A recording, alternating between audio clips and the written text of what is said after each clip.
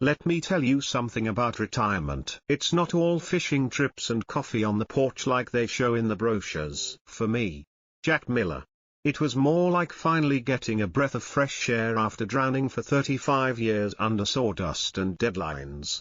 I'm a woodworker by trade, I guess. Now I just build things because I want to. Tables, cabinets, little birdhouses. Sophie likes to paint in lavender and mint green. That day started like any other. Early morning coffee, 2 fried eggs, a quick check on the cedar slabs curing in the backyard. Then I drove into town to sign papers for the biggest deal I'd ever landed. Rare Bolivian rosewood. Worth more than my first truck. I left the mill grinning like a fool. The paperwork in one hand and a long, narrow box riding in the back seat, my gift to myself. A hand-crafted 12-gauge over-under.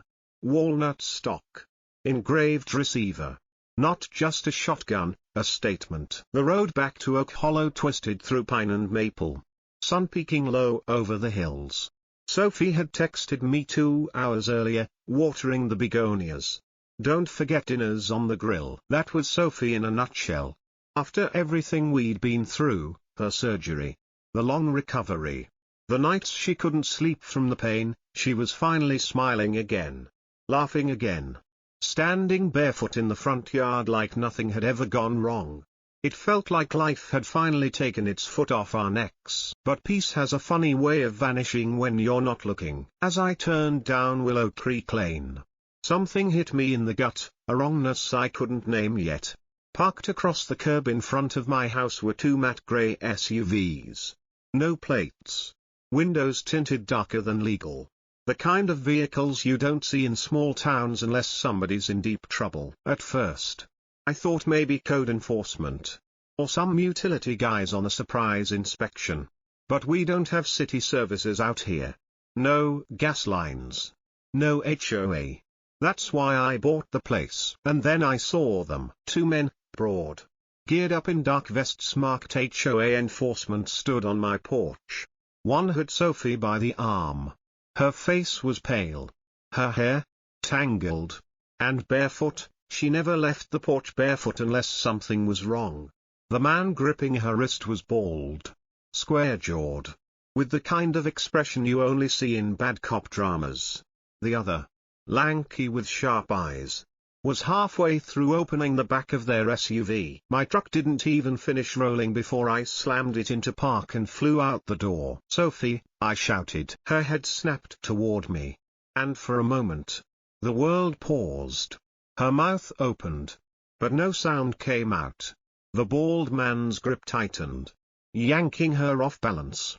The lean one turned like he was reaching for something at his belt. I didn't stop to think. I hit the back door of my truck so hard it bounced. That box, the shotgun, wasn't a prize anymore. It was a line in the sand. I grabbed it, popped the latch, chambered a shell with fingers that had built everything from cribs to coffins, and moved. Not ran. Moved. Measured. Heavy. Boots on gravel. The bald man froze when he saw me. The other one cursed. Reached again. Sophie screamed.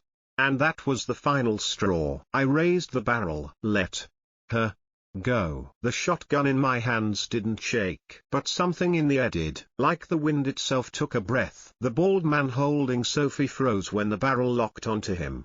I could see his eyes behind those mirrored sunglasses, wide, twitching. The lean one by the SUV whispered something under his breath and slowly lifted his hands. But then, from behind the SUV, she appeared. Click, click, click. 3 deliberate footsteps in patent leather heels. A woman emerged, mid-40s. Bleach blonde bob. Crisp red blazer over a black pencil skirt. Clipboard in one hand. Radio in the other. Her sunglasses were oversized and obnoxious.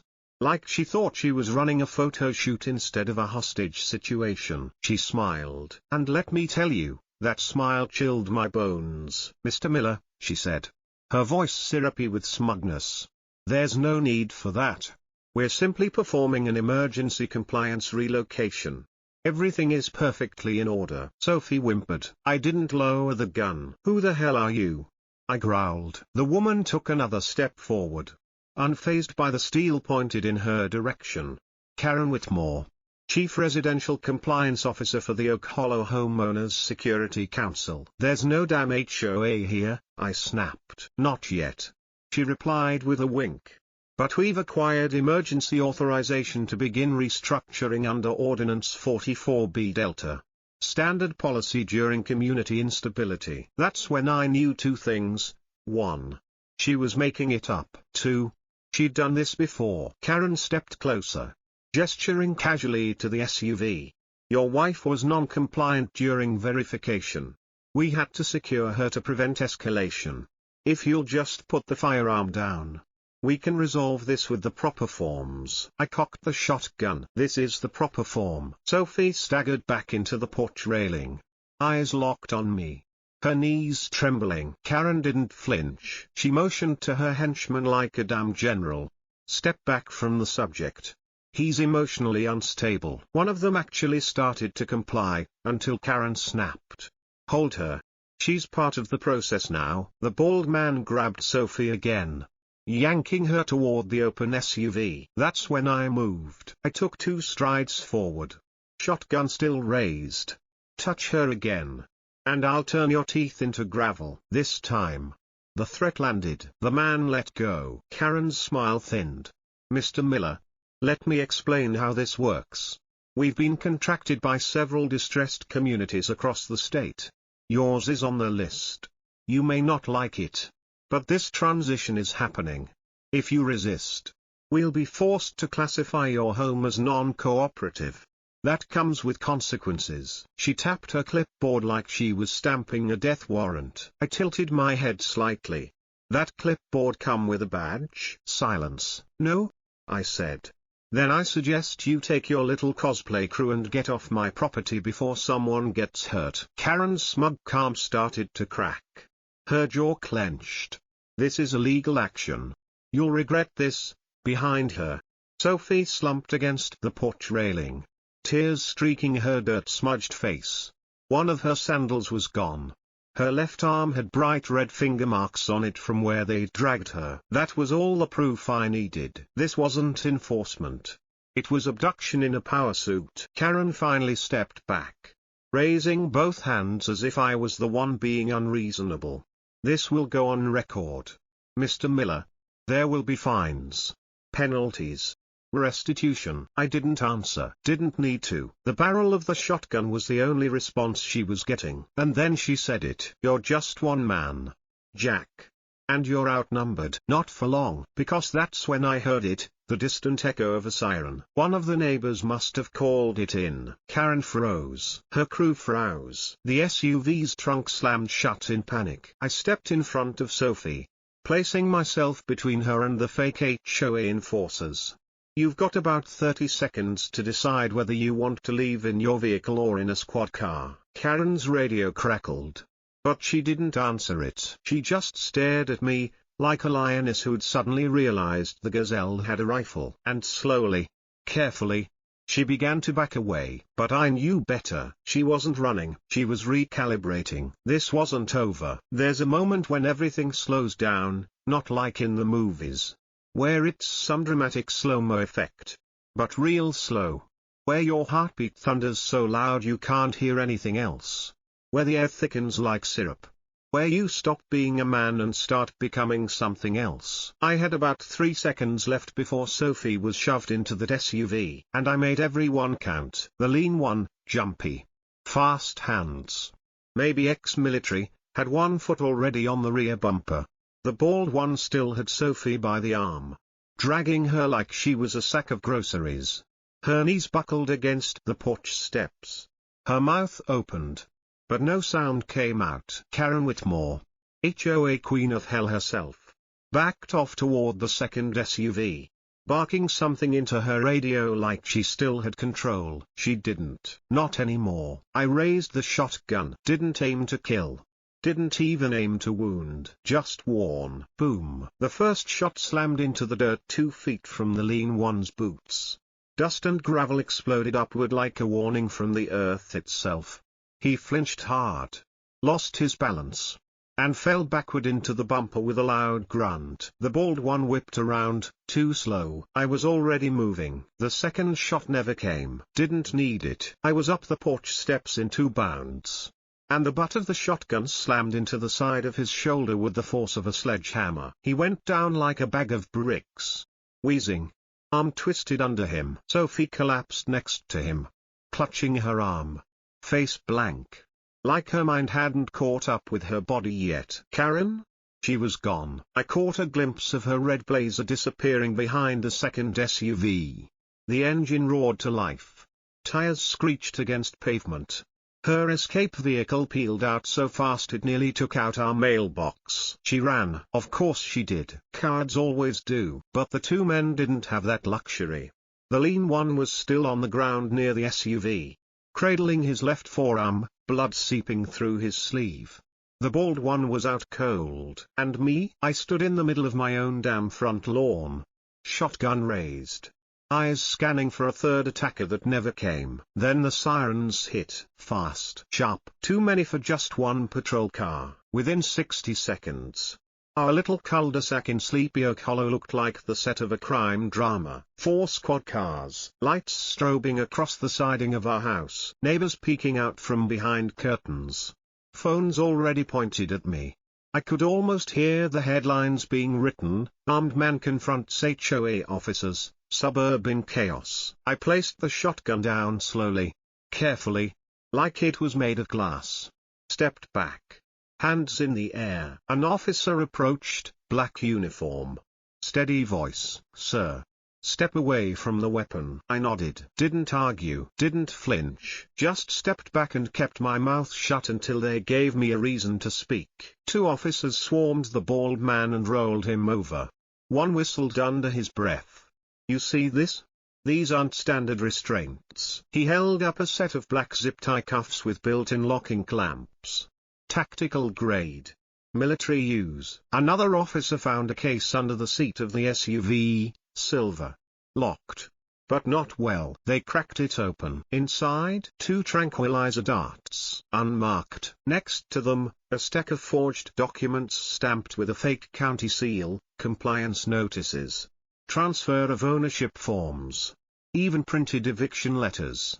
All fake. "Jesus," one officer muttered.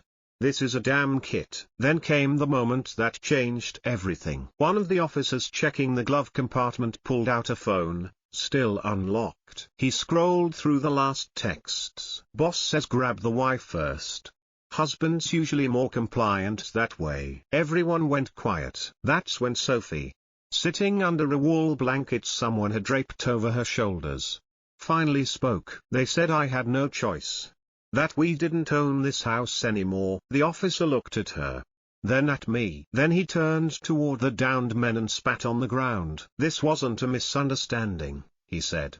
"This was a takedown." I didn't say anything. I just stepped closer to Sophie. She reached for my hand and squeezed. For the first time since this nightmare began, I saw something in her eyes besides panic. Recognition. She knew I was there. She knew it wasn't over. But she also knew we'd made it through the worst part, together. By the time Detective Samuel Ramirez arrived, the sun had dipped low behind the ridge, casting long shadows across our porch, the same porch where Sophie had nearly been dragged away like stolen property. Ramirez didn't come in lights blazing or with a pack of rookie cops.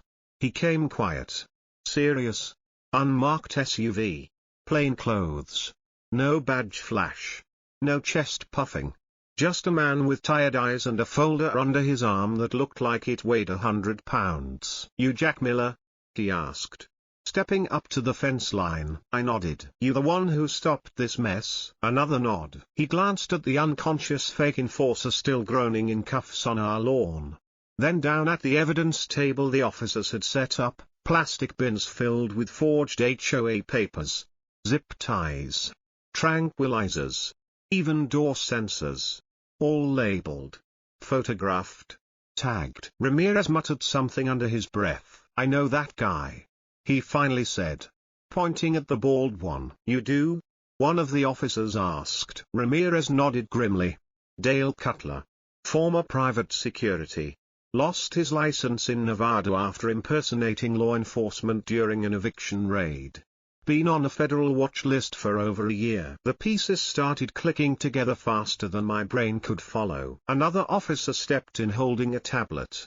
"Detective, you need to see this." Neighbor 2 doors down caught the whole confrontation on their security cam. Already uploaded to social media. "It's blowing up." He turned the screen. There I was, front and center, standing in my lawn. Shotgun raised. Sophie behind me. Barefoot. Bruised. Terrified. Two strange men in fake uniforms. No context. Just pure chaos in a quiet cul-de-sac. 35 seconds of viral gold. The officer said. News crews are already circling like vultures. Ramirez just stared. And then he said the words that changed everything. "This isn't an isolated case." He opened the folder. Dozens of photos. Mugshots. Property transfer forms. Newspaper clippings from places like Tampa, Boise, Phoenix, Henderson, Bakersfield, all stamped with the same fake HOA seals. The same formatting. The same fake compliance citations. This group, whoever's backing Karen Whitmore, they've been running a full-scale real estate racket for at least 2 years. Ramirez explained. They show up in transitional neighborhoods, divorces, hospitalizations, financial distress, pose as HOA enforcers. Overwhelm the family with jargon, threats, forged citations. People panic. They sign. Then their houses disappear. Disappear? I asked. They flip the properties, Ramirez said. Run them through shell companies, trusts, distressed property acquisition LLCs. Resell them for profit, clean, fast, and technically legal on paper once the family's gone. Sophie's breath hitched beside me. Ramirez lowered his voice.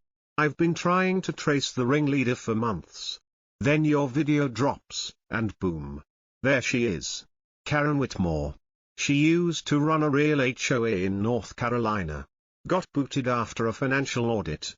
But she didn't quit, she expanded. I felt sick. How many people's homes? Ramirez paused. Over 30 confirmed. But that's just what we've found so far. He turned to Sophie. What did she say to you before the men grabbed you? Sophie swallowed hard. That I'd violated Section 12B. That the house was being seized. She said. If I resisted, they'd call in legal penalties and have us evicted within 48 hours. Ramirez nodded. Classic pressure tactic. Fake section numbers. Empty legal threats. But backed by force. Another officer stepped in. We ran the VINs on both SUVs. Both are registered to a now defunct landscaping company in Oregon. Shell Corporation likely. We're working on tracing financials. Ramirez flipped his phone, showing a grainy security cam image of Karen at a gas station 3 states away. She's already on the move. We'll get her. But I wasn't thinking about that. I was staring at my front porch, at the spot where Sophie had been dragged, at the flowers she planted now crushed into the boards. I clenched my jaw. They picked the wrong house. Ramirez gave me a long look. No, he said. They picked exactly the kind of house they thought they could take. You just happened to come home 30 seconds early. He paused, then added.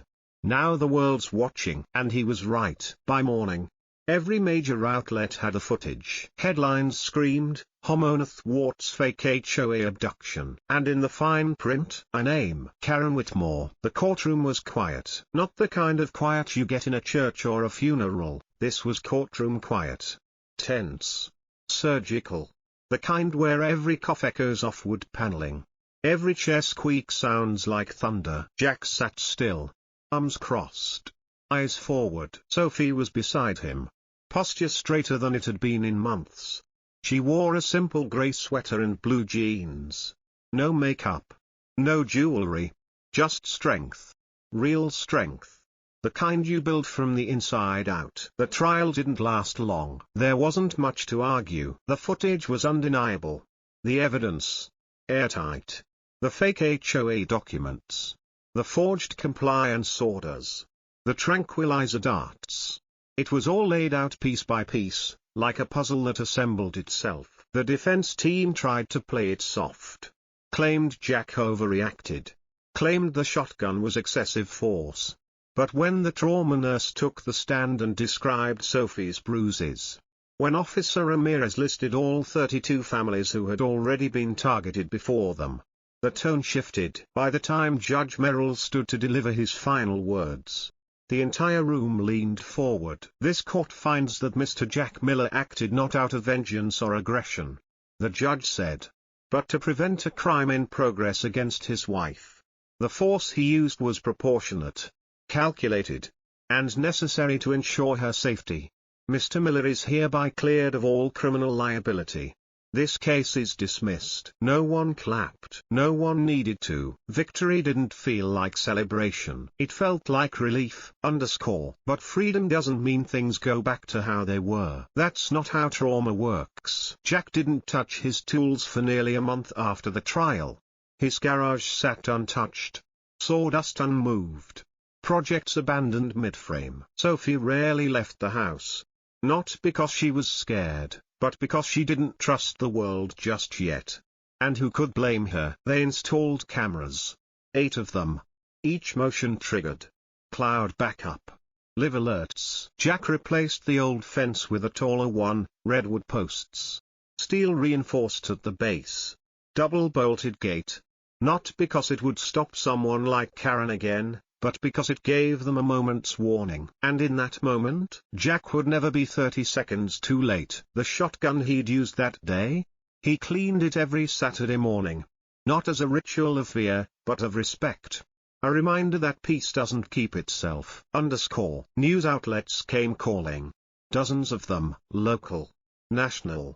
Even one British journalist with a quirky moustache and a producer in tow. They all wanted the exclusive.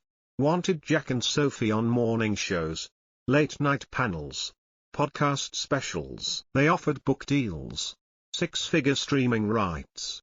One network wanted to call it 30 seconds early, the Oak Hollow incident. Jack turned them all down. Not out of anger, not even out of pride, just clarity. This isn't a brand, he told one producer over the phone. It's a scar. And you don't wear scars for fashion. They didn't retreat from the world, though. They just moved through it differently. Sophie started baking again. She'd leave small loaves of banana bread on the porch for the delivery guy. She began watering the flower beds barefoot again, but this time, she carried pepper spray in her apron pocket. Jack took walks at sunrise. He'd wave at neighbors. Nod at the mailman. Nothing dramatic. Just presence. And one afternoon, weeks after everything had settled, a young man walking his dog stopped by the fence. "You the guy from the video?" he asked. Awkwardly, Jack didn't answer at first. He looked toward the porch, where Sophie sat with her tea, legs tucked under her, a blanket draped over her knees. She was watching the sky, the birds, something ordinary. Then he turned back to the young man and said quietly, "I'm not a hero." The man looked confused. Jack just smiled. Dry and sharp. "I just came home 30 seconds earlier than Karen planned." And that was enough.